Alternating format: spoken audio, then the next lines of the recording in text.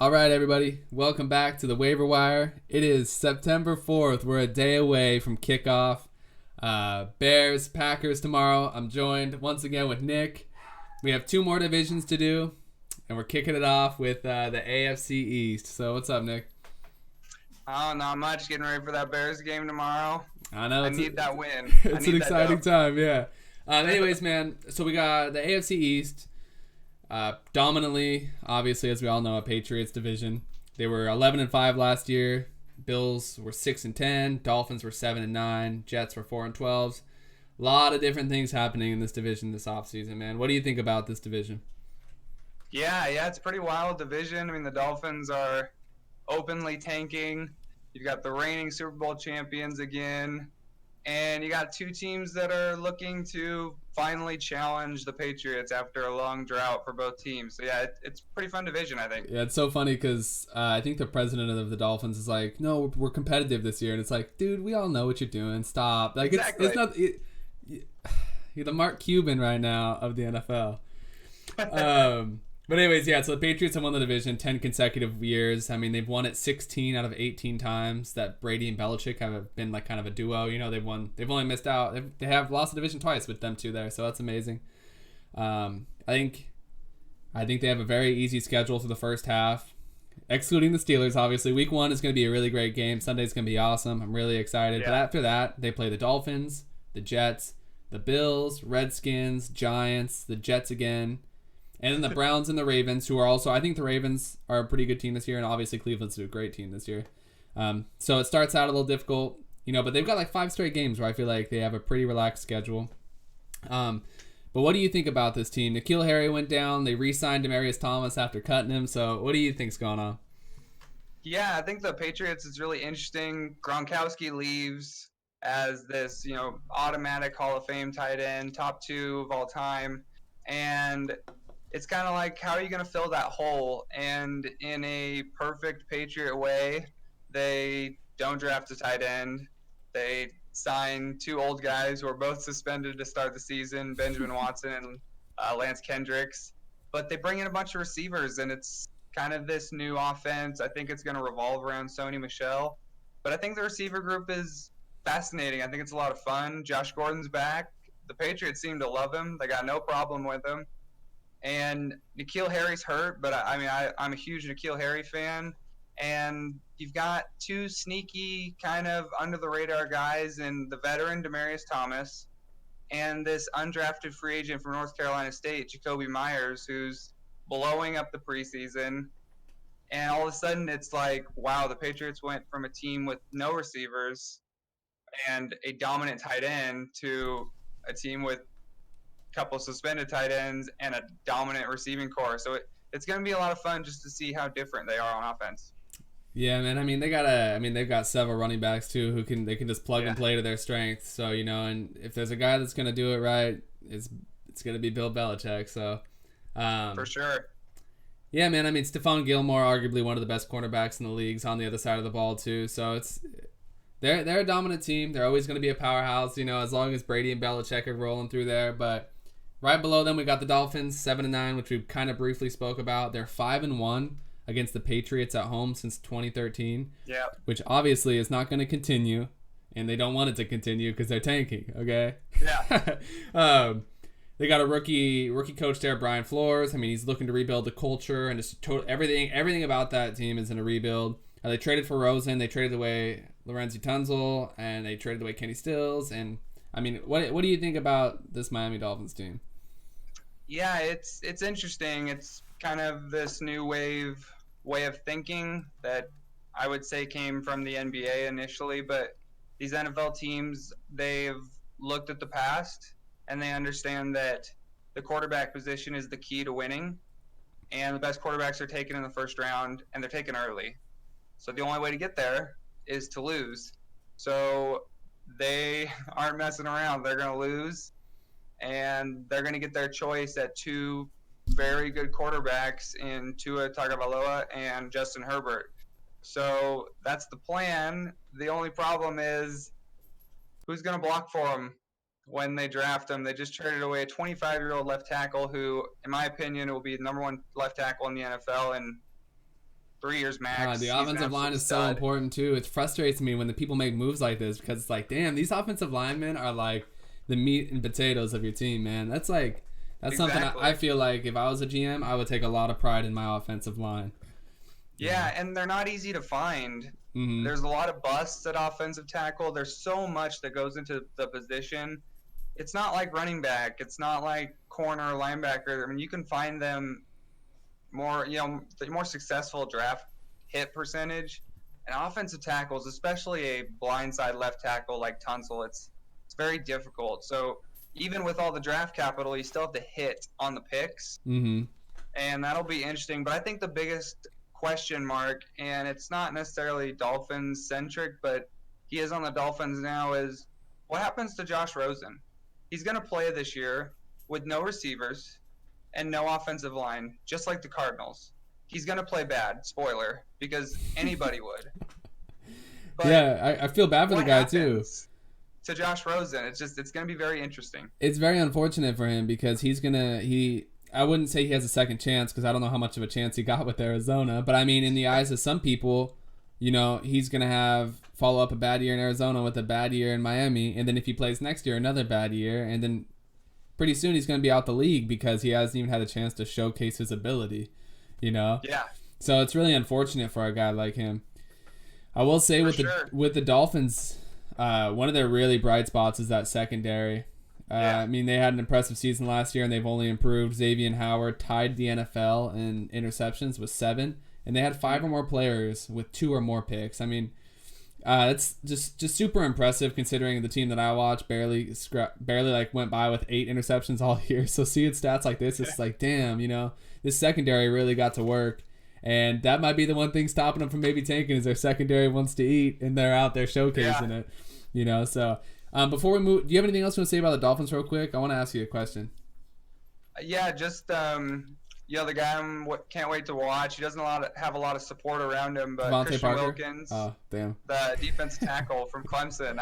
I love him. I think he's a great player. I think he's an incredible leader, and that's the kind of pressure you got to get on Brady, pressure from the middle. And I think you'll see that theme as we go on throughout the podcast. Yeah. But this is kind of off topic, but I know you mentioned the running back. Do you buy into the idea the running back shelf life's like 4 years or whatever, and then you move on versus investing in your running back long term? Yeah, I buy in that completely. I wouldn't draft a running back in the first or second round unless they were Saquon Barkley, where I know he's high character and a freaky athlete, but I still wouldn't have taken Saquon in the top 5. I think that it's just, honestly, it's basic economics. The demand is here, and the supply is just through the roof. Yeah, absolutely. Why pay for something I totally agree is with you. Easy to get? So it's not their fault, and I feel bad for the players, but I think these running backs, especially guys like Melvin Gordon, who quite honestly are just solid, they're above average, they got to change the way they think because we saw Zeke got paid today, and he's unique. He's going to be there till he's 32 years old. Yeah, and he's part of a franchise that is a little old-fashioned. They run the ball, they play defense. But these running backs, they got to change the way they think because they're not worth what they think they are, and it's going to end up hurting them because Melvin Gordon's never going to make up the money that he's going to miss sitting out this year. Yeah, totally. I totally agree with you where it's like the running backs are trying to create leverage by being like, we'll just sit out or whatever, but it's like, yeah, the supply is through the roof compared to the demand. You see time and time again several examples of running backs, not playing or being injured or sitting out, and then the second running back coming in and being like, I'm not, maybe they're not as good as that running back, but they're like 80%. Like James Conner steps in for us last year and balls out, or like DeMarco Murray for the Cowboys, It's just like these players just kind of get plugged in and all of a sudden they're like, fuck, where'd they get 1,200 yards from? You know what I mean? I thought, so I just thought it was interesting. I wanted to ask you that because my opinion is very similar. Like a running back, if I was a GM and he played with me for 4 years, he's like, oh, I'm sitting out unless you extend me. It's like, then sit out. We'll play somebody else. Like we'll devalue you. You know what I mean? Like that's fine. I'm sure Austin Eckler and Justin Jackson are going to be solid You know what I mean? Really like, good. Gordon can sit out. That's fine, you know? Yeah. Anyways, back on topic. AFC East. Man, so the Bills, 6-10. This is a team I wasn't super interested in, to be honest with you. I wasn't, you know what I mean? And then I started diving deeper into it and peeling back the layers, and this team really actually is super interesting to me. Mm-hmm. Josh Allen led the offense to average 22 points a game towards the end of the season. They went 6-10 despite having the second worst offense in football. I mean, if the offense can become like somewhat decent and play a little, you know, towards the middle of the pack, and that defense can consistently play to that at a high level, like this could actually be a, you know, they could be a wild card team potentially. What do you think about these Buffalo Bills? For sure, I love the Bills. I'm not gonna lie, I'm a huge Josh Allen guy. I think that his skill set is rare. I think in terms of just God-given talent, he has Patrick Mahomes like skill. Obviously, he hasn't tied it all together, and I don't think he'll ever be as good as Mahomes, but he has the ability to be a freak, to be a Brett Favre type player. And I love the way they've drafted here in the last 2 years. I think they have a great coaching staff. The team plays hard, and it's funny, in the NFL you would just assume like everybody plays hard, but the Bills defense especially, and their offensive line, and the way Josh Allen runs the ball and how hard he plays, it trickles down throughout the roster, and they just play harder than a lot of teams. And I love that about them, and now they're starting to get talent, and I do think that they will challenge for the wild card this year, and I think they'll get it next year. Yeah, I mean they went out and signed 6 offensive linemen, and then traded up to sign the Warhog, Cody Ford. So I mean, this team, I mean, it's just a fun team, man. I like Josh Allen. The defense, it was a top 5 defense last year, and look for Edmonds and Milano to be one of the best linebacker duos in the NFL. Like, yes, this team's just fun to watch. I mean, with the adjustments to the O-line and bringing in players like Frank Gore, Yeldon, you know, drafting Singletary or whatever. I mean, I picked him up in fantasy football too, so hopefully he does well. But I mean, they've just done so many things to where it's like they can improve the rush attack. They've improving the offensive line is the cornerstone of your offense. So they went out and they did that right away. They brought in some running backs. They brought in some talent. They got Cole Beasley, John Brown, and Zay Jones to help with the air attack. So, I mean, like this, they addressed all their needs, I feel like, on the offensive side of the ball. Their defense was fine, and their offense needed improvement, and they went out and they addressed almost every aspect of their offensive game. So this team could be a totally different team than what people are expecting to see on the field, you know? For sure. Yeah, I think just a few guys for me. Like, Tremaine Edmonds was my guy coming out last year of Virginia Tech. He was I believe the second or third linebacker taken after Roquan Smith, and he was a little raw coming out of college, but he's coming into his own this year, and he's more talented than Roquan Smith. He's more talented than Leighton Vander Esch, and he's more talented than the guy I can't think of off the top of my head of the Colts. He's more talented than those guys. Let's see if he can put it together here. Yeah, see if he can put it together in the second year, because he's a freak show, man. And talk about freak shows. 16. Second defensive tackle I'm going to bring up to get to Brady, Ed Oliver, baby.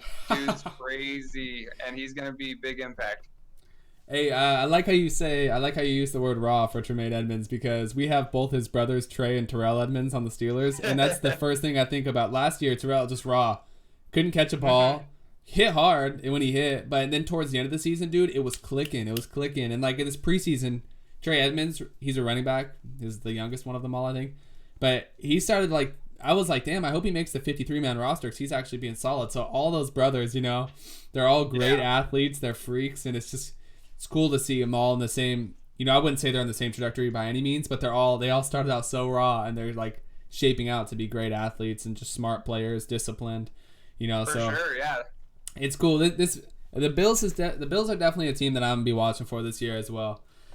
Last team in this division, the New York Jets, man, they were 4-12. Sam Darnold couldn't get it done. Todd Bowles is out and Adam Gase is in. I mean, this team kind of reminds me of the Bills, but into more of an extreme extent, where they totally reloaded their guys in over one offseason. You know, they brought in Le'Veon Bell. They brought in 19 free agents. I mean, C.J. Mosley, Le'Veon Bell, Jamison Crowder.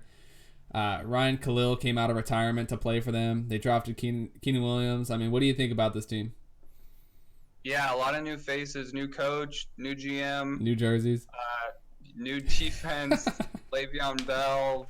Yeah, it's completely different team. I think that the first guy I gotta go to is the not new face. It's Sam Darnold. Mm-hmm. I was kind of like lukewarm on him coming out of college. I was a little concerned about his decision making, and he's proved me wrong. He looks fantastic. I know some people don't like this player, so maybe this isn't really a big compliment, but in my opinion, it's a big compliment. I see a lot of Tony Romo in Sam Darnold's game, and I mean Tony Romo is really good in my opinion.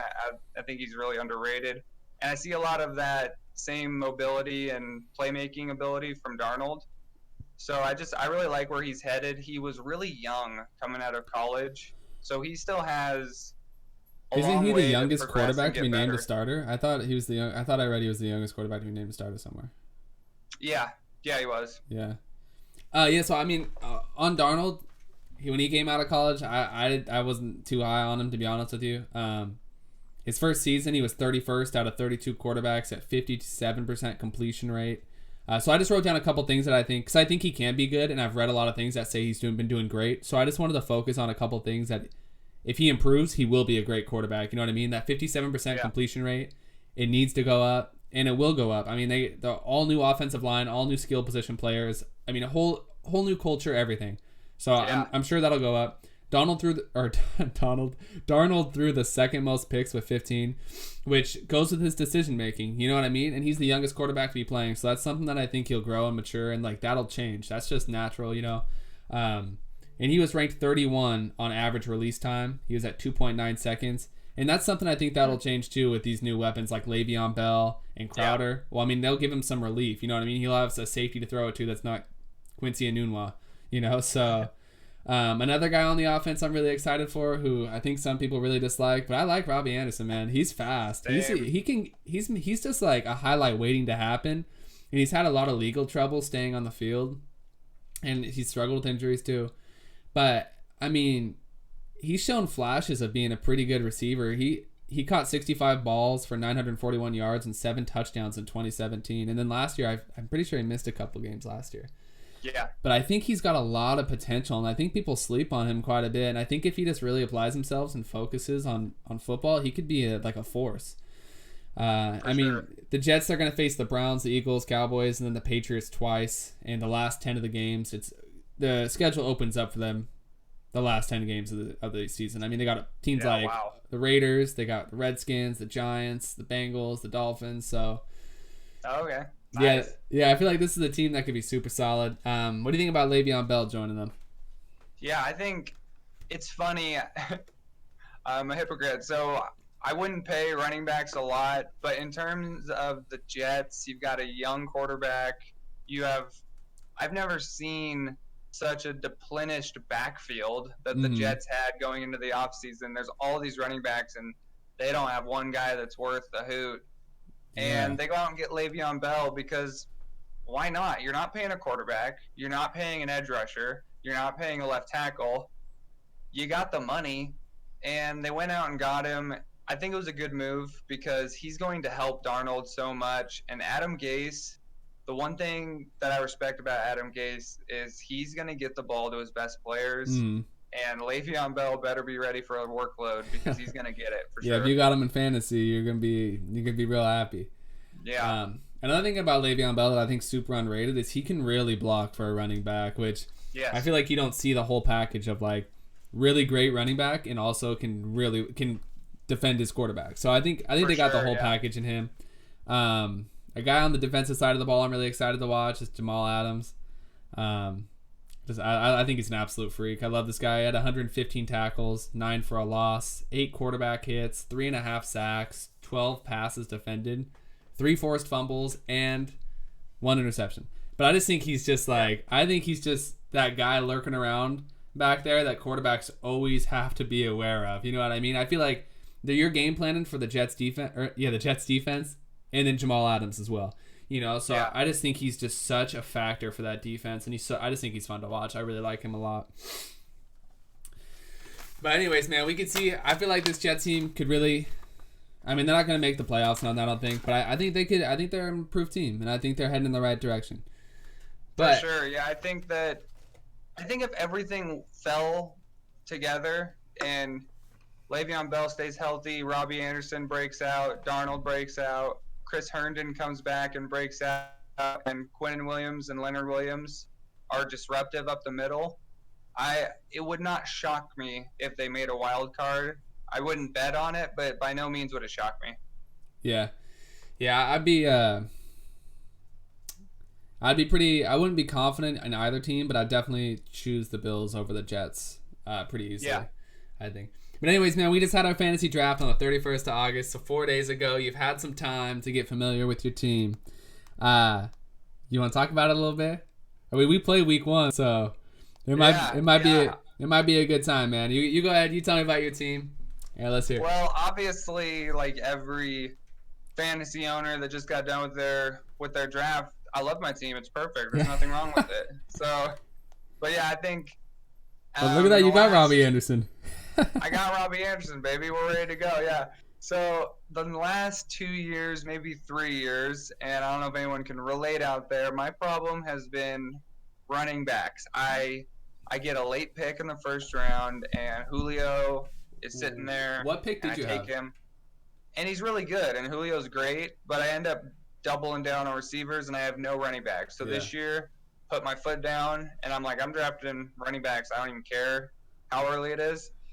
And the team looks great, so I'm a lot more excited about my team. I got Chris Carson, Nick Chubb, David Montgomery, my boy, and Justin Jackson, Royce Freeman. So I got that running back depth, and I'm looking forward to it. I would say my deep sleeper for sure is DK Metcalf for Seattle and Calvin Ridley for the Falcons. If you heard our last podcast or 2 podcasts ago, I'm all in on the Falcons. I think the offense is going to be great. So that's my team. Yeah, man, I took Julio Jones. Honestly, before the draft, I was like, I want Ridley. Like, I was going to make Ridley a priority, like later in the rounds. Like, just no, 5th or 6th round or whatever, I'm going for Ridley.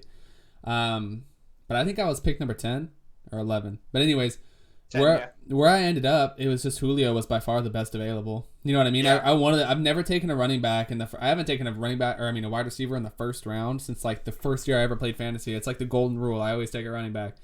But I mean, Julio Jones was there, and the second best running back on there was like James Conner, which I then had 4 picks later to take him. So then I knew Julio Jones wouldn't last. So anyways, yeah, I'm really happy with my team. I got Big Ben. 5,200 passing yards but last year I had to pick him up. He was on there, and I'm like, you know what? I'm not passing this up. James Conner, who I think a lot of people think they'll share the backfield with him and Jalen Samuels, but I don't believe that. Conner is really strong, and he's a good back, and I think he'll be the premier back. I think Samuels will get carries, but I think Conner will dominate him. Yeah, I think Conner will get all the goal line stuff. Yeah. Samuels will get some like 3rd and longs, the draws. Right. I'm not against Samuels getting carries though, because honestly, like Samuels, he's shifty, I'd love to see some like 2-back set. I think sets that'd be good for him. Yeah. I got Kerryon Johnson, who I don't think needs a description. Last year he was awesome. I love Kerryon. Yeah, I he was one on like high up my priority list. Julio, who we talked about. T.Y. Hilton, who I'm not worried about. I mean, a lot of people are like, Andrew Luck's retiring. His value drops. He's still there. He's still with Brissett. I mean, I'm happy with that pick. Yeah. Hunter Henry, who last year I wanted, and then he got hurt, and so this year I made sure I wanted to get him again, and I grabbed him. Yeah, I hope he stays healthy. Me too, honestly. For him and my fantasy team. Mainly for the fantasy. Yeah, for real. And then I got Duke Johnson, who hopefully will dominate some carries back there, and I'm feeling confident with it. I got Darius Geis. If nothing works out, I'm gonna move him up. But yeah, I feel good about my team, man. I feel good. I got Kenny Stills as well, just in case he starts to break out there. Will Fuller maybe gets hurt, so. Yeah, probably. So, man, unfortunately. Sorry, Will. What's your hot take for Thursday? Give me some. I know your Bears are playing, so what do you think is going to happen? Yeah, I'm big on the Bears tomorrow. It's coming from a Bears fan, but I just think that the circumstances aren't in Green Bay's favor. It's opening day, Chicago Bears at home. Green Bay's got a new defense. They got a new coach, and they got one good receiver. I think that last year, if anyone remembers, the Bears lost to the Packers in the opening game, in a game where the Bears dominated and Aaron Rodgers did what Aaron Rodgers does. So I think this year the Bears are going to be hyper-focused all the way throughout the game because they don't want to get embarrassed like that again. So I expect a very energized, pissed-off Bears team. I expect offense for the Packers that is going to be good. I think this is a playoff team for the Packers. I think both teams are a playoff team. But it's week 1 with the new offense, and it's first game for LaFleur, and there's first game jitters. I know Nagy last year for the Bears came out on fire, but down the stretch he made some mistakes because it was his first game, and he kind of took his foot off the gas. I could see the same things happening to LaFleur. So I think the Bears are going to win comfortably. I wouldn't, maybe not 2 touchdowns, but I do see a 10-point win as long as Arrow can knock them through the uprights. Yeah, man. I mean, I just don't picture any other game besides like the Bears defense is going out there and rocking like Rodgers. You know what I mean? Yeah. Like, this defense is so strong, and I feel like you need Aaron Rodgers is awesome. But, I mean, he's been, like, riddled with injuries. He's missed games. Devontae Adams is a great wide receiver, too. But outside of that, I mean, who else are they really working with? And this defense is proven, you know. And also, I think if this was week 4, it'd be a little different because they're just like, game. But this is game 1, and that defense is going to come together in the tunnel and just be like, we're getting this guy. We're winning today. You know what I mean? And I just feel like that alone, that momentum, that energy, and that the proven success they've had, I just think they're going to go in there and just absolutely just. I'm not saying destroy as in beat them by 14 or whatever, but I just think that defense is really going to be active with, you know, tackles for losses, sacks, pass breakouts. I think they're going to be all over the field. It's going to be a fun game. Think about like the rosters.